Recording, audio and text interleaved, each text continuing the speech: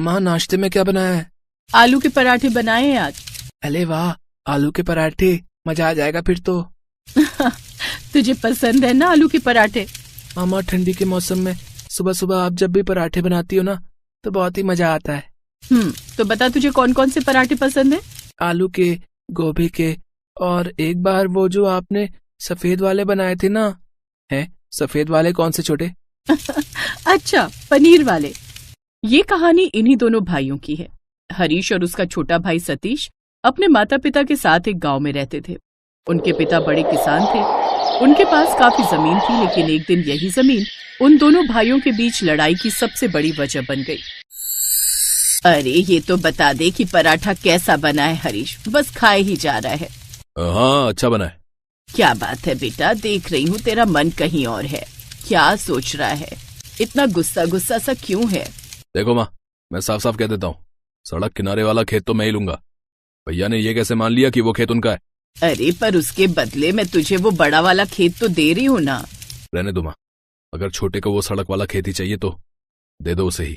और तू क्या लेगा फिर? मुझे जमीन और संपत्ति का कोई लालच नहीं है माँ। लालच जैसी कोई बात नहीं है भैया, मैं अपना हक मांग रहा हूँ। माना कि पिताजी के जाने के बाद आपने घर की सारी जिम्मेदारी उठाई है, लेकिन इसका मतलब ये नहीं है कि आप अकेले ही सारी संपत्ति के मालिक हैं। ये क्या बात है सतीश, कम से कम पराठे तो चैन से खा ले, फिर करते रहना बंटवारे की बात। वैसे भी अभी मैं जिंदा हूँ, जब मर जाऊं तो इस घर के बीच में दीवार खड़ी कर लेना, समझे? माँ। सतीश की आंखों के सामने उसका पूरा बचपन एक बार में ही गुजर गया। उसे वो सड़क किनारे वाला खेत तो मिल गया था, लेकिन वो अपने बड़े भाई का प्यार खो बैठा था। तभी अपनी छत पर हरीश टहलने के लिए आया। वो सर्दी की सुबह थी। हरीश ने सतीश को देखा, 2 सेकंड नजरें मिलाई और फिर दूसरी तरफ मुंह करके टहलने लगा। सतीश भी हरीश को देखकर कुछ नहीं बोला।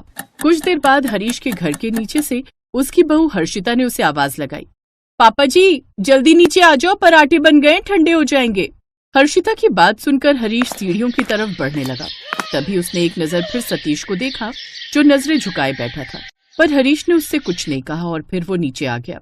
कहाँ चले गए थे आप पापा जी? देखिए ना पराठे ठंडे हो रहे हैं। कहीं नहीं बेटा, वो ऐसे ही छत पर जरा टहलने गया था। कितनी ठंड है और आप ऊपर ठंड में टहलने चले जाते हो, बीमार पड़ जाएंगे। यहाँ बैठिए, मैं पराठे लेकर आती हूँ, साथ में दही लेकर आऊं? नहीं, पराठे के साथ सिर्फ चाय दे दो। सिर्फ चाय क्यों? पता है, जब मेरी माँ पराठे बनाती थी ना तो हम दोनों भाई, मेरा मतलब हम सब चाय के साथ ही पराठे खाते थे। फिर शाम को जब हर्षिता अपने पति हिमांशु के साथ बैठी थी, सुनिए आज मुझे सब जानना है। क्या जानना चाहती हो? यही कि पापा जी और चाचा जी आपस में कभी बात क्यों नहीं करते? हम उनके घर क्यों नहीं जाते और वो हमारे घर क्यों नहीं आते? आप हमेशा टाल देते हो, पर आज मुझे सब जानना है कि आखिर ऐसी क्या बात हो गई दोनों भाइयों के बीच। अच्छा बाबा, धीरे बोलो, सब बताता हूँ। उस दिन हिमांशु ने हर्षिता को सारी बात बता दी। सारी कहानी जानने के बाद हर्षिता दुखी हो गई और वो सोचने लगी कि कैसे दोनों परिवारों को एक किया जाए। सुनो, आपसे जरा एक काम है। हाँ क्या हुआ, बताओ। मुझे ना वो दादी वाला चूल्हा चाहिए। हंस क्यों रहे हो? आजकल की बहुएं भी ना, उन्हें चूल्हा दो तो कहती हैं कि गैस चाहिए, और अगर गैस दो तो कहती हैं कि चूल्हा चाहिए।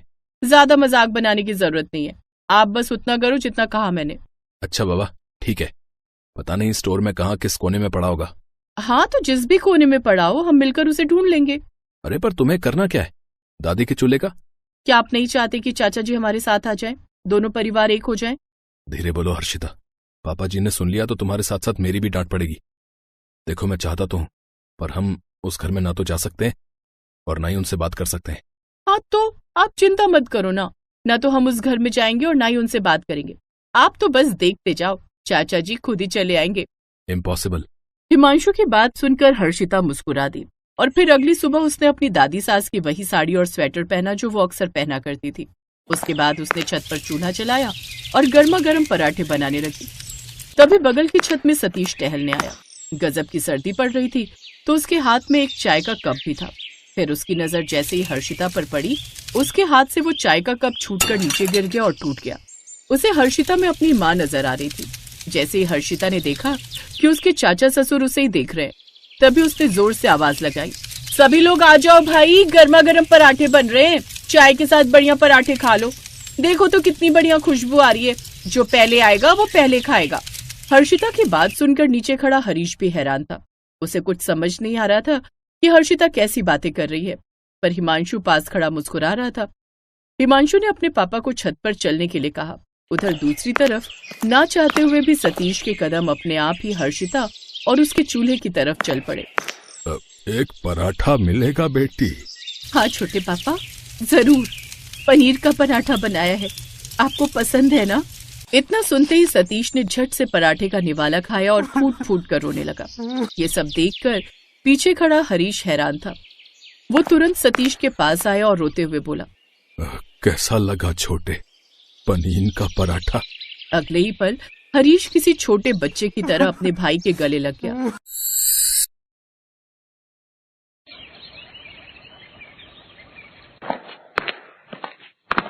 आ गए आप? हाँ, पर तुम्हें क्या हुआ? तबीयत तो ठीक है तुम्हारी? हाँ हाँ, मेरी तबीयत को क्या होगा? तो फिर अभी से कंबल में? अरे बाबा, सारा काम निपटा लिया है, अब ठंड लग रही है बहुत। अच्छा ठीक है, पर एक कप चाय तो पिला दो यार। सॉरी यार, अब तो मैं कंबल में बैठ गई हूँ। आप प्लीज अपने लिए चाय बना लो, चाहे तो मैं कल आपके लिए 2 कप बना दूंगी पक्का। तुम भी ना कमाल ही हो। प्लीज बना लो ना, मेरा कंबल से निकलने का बिल्कुल मन नहीं कर रहा, सच में। हाँ हाँ ठीक है, मैं बना लूंगा। अच्छा सुनो, एक और बात कहनी है, बुरा तो नहीं मानोगे? हाँ बोलो ना। अगर बना ही रहे हो तो 1 कप मेरे लिए भी बना दो ना प्लीज। ये कहानी है समीर और नीलम की। समीर एक कारपेंटर था और उसकी शादी नीलम से हुई थी। नीलम बहुत गरीब घर से थी। उसके पिता मुरारी एक छोटे किसान थे। मुरारी के पास इतने पैसे भी नहीं थे कि वो अपना घर बना सके, इसीलिए उन्होंने अपने खेत में ही किसी तरह उधार लेकर एक कमरा बना लिया था। नीलम के 2 भाई बहन और थे। कुल 5 लोगों का परिवार एक ही कमरे में रहता था। नीलम का बचपन भी उसी कमरे में बीता था। क्या हुआ, इतनी उदास क्यों? अरे कुछ नहीं। बोलो ना, कुछ तो बात है, वरना तुम इतनी शांत कहाँ रहती हो? कुछ ना, वो बस अम्मा बाबूजी की याद आ रही थी। अरे तो इसमें कौन सी बड़ी बात है, मैं तुम्हें छोड़ आता हूँ, तुम घर हो आओ। अरे नहीं जी, वो तो बस ऐसे ही। देखो मैं समझ रहा हूँ, तुम्हारा मन है तो मिलाओ ना सबसे। नहीं नहीं, अभी नहीं, गर्मियों में चलेंगे हम। समीर समझ गया था कि नीलम को अपने माता पिता की याद आ रही थी और वो ये भी समझ गया था कि वो अभी अपने घर जाने के लिए क्यों मना कर रही थी। दरअसल गर्मियों में तो उसके माता पिता बाहर सो जाते थे और नीलम और समीर को अंदर सुला देते थे, लेकिन सर्दियों में बड़ी मुश्किल हो जाती थी। ऐसे में अगर समीर और नीलम भी वहाँ चले जाते तो वो लोग कहाँ सोते, और यही सोचकर नीलम ने समीर को ठंड में वहाँ जाने से मना कर दिया। पर समीर के मन में तो कुछ और ही उपाय चल रहा था। अगले दिन, अरे आपने उठाया क्यों नहीं? ओहो 10 बज गए, अब घर का काम कौन करेगा? तुम्हें कुछ नहीं करना है, बस जल्दी से तैयार हो जाओ, मैंने नाश्ता बना दिया है, चलो जल्दी करो वरना देर हो जाएगी, बस छूट जाएगी। बस छूट जाएगी? हम कहाँ जा रहे हैं? अरे तुम्हारे मायके और मेरे ससुराल, चलो अब जल्दी करो। परवर कुछ नहीं, मुझे भी उनसे मिलने का मन कर रहा है, हम जा रहे हैं बस। वो तो ठीक है, पर हम सोएंगे कहाँ, यही सोच रही हो ना तुम? समीर के इतना कहते ही नीलम की आंखों में आंसू आ गए। वो समझ गई कि समीर उसकी दुविधा समझ गया था। तभी समीर ने उसकी आंखों से आंसू पोंछते हुए कहा, तुम चिंता मत करो, मैं दामाद बनकर नहीं बल्कि बेटा बनकर चल रहा हूँ तुम्हारे साथ। इसके बाद दोनों बस में बैठकर नीलम के गांव के लिए चल दिए। नीलम ने अपना बैग संभाला हुआ था और समीर ने अपना। समीर के बैग को देखकर नीलम बोली, इसमें क्या ले जा रहे हो जी, बड़ा भारी लग रहा है। इसमें ना गंदे कपड़े हैं, 2-3 हफ्तों के, अपनी साली से धुलवाऊंगा जाकर। इस बात पर दोनों जोर से हंसे और फिर कुछ घंटों के बाद वो दोनों नीलम के गांव पहुंच गए। कुछ देर पैदल चलने के बाद दोनों नीलम के पापा मुरारी के खेत पहुंचे, जहां बस एक ही कमरा था और नीलम की माँ रामकली बाहर खाना बना रही। नीलम और समीर को देखते ही मुरारी और रामकली बहुत खुश हुए। अरे तुम दोनों ने तो खबर भी नहीं दी, ऐसे अचानक। अचानक नहीं आते मम्मी जी, तो आपके चेहरे पर ये मुस्कान कैसे देखते? रामकली ने उन दोनों को अंदर बिठाया और खुद उन दोनों के लिए चाय बनाने चली गई। मुरारी उन दोनों से बातें कर रहा था और उधर समीर पूरे कमरे को बड़े गौर से देख रहा था। उसे एक कमरे में ही सारा सामान रखा था, राशन से लेकर रजाई तक। समीर समझ गया था कि मुरारी और रामकली बड़ी मुश्किल से गुजारा कर रहे थे। बातें करते करते रात हो गई। तब तक नीलम के छोटे भाई बहन भी खेल कर आ गए। सबने साथ में खाना खाया और फिर जब सोने की बारी आई तो रामकली ने वही कमरे के पूरे फर्श पर चादर और दरी बिछा दी। अब उस कमरे में 6 लोग सोने की कोशिश कर रहे थे, मगर वो बुरी तरह से फंसे हुए थे। ये देखकर नीलम बहुत शर्मिंदा हो रही थी। सब लोग जैसे तैसे लेट तो गए, पर रात में जैसे जैसे ठंड बढ़ी तो सब अपनी अपनी तरफ रजाई खींचने लगे। कभी मुरारी की रजाई छीन ले जाती तो कभी दूसरे कोने में समीर बिना रजाई के ठंड में कपकपाने लगता। बड़ी मुश्किल से रात कटी। फिर अगली सुबह जब सब लोग उठे तो देखा कि समीर वहाँ नहीं था। सब परेशान होने लगे। तभी उन्होंने देखा कि समीर खेतों के बीच से चला आ रहा है और उसके कंधे पर 3-4 बांस है। ये क्या है जी? इसे बांस कहते हैं, बहुत मजबूत होता है ये। अरे वो तो मुझे भी पता है, पर इन्हें क्यों ले आए हो? अभी सब पता चल जाएगा, तुम जल्दी से एक कप चाय बना दो। हाँ ठीक है, चाय पियो और अपने घर चलो। मुझे पता है कि कल आपको ठीक से नींद नहीं आई होगी। नहीं, हम कहीं नहीं जा रहे। और रही बात रात की, तो मैं उसी का तो जुगाड़ कर रहा हूँ। नीलम को समझ नहीं आ रहा था कि समीर क्या करना चाहता था, पर तभी समीर ने अपना थैला खोला जिसमें उसके सारे औजार थे। उसने फौरन आरी निकाली और बांस को काटना शुरू कर दिया। फिर पूरे दिन काम में लगा रहा और शाम को उसने कमरे में एक डबल स्टोरी बेड बांस से बनाकर तैयार कर दिया।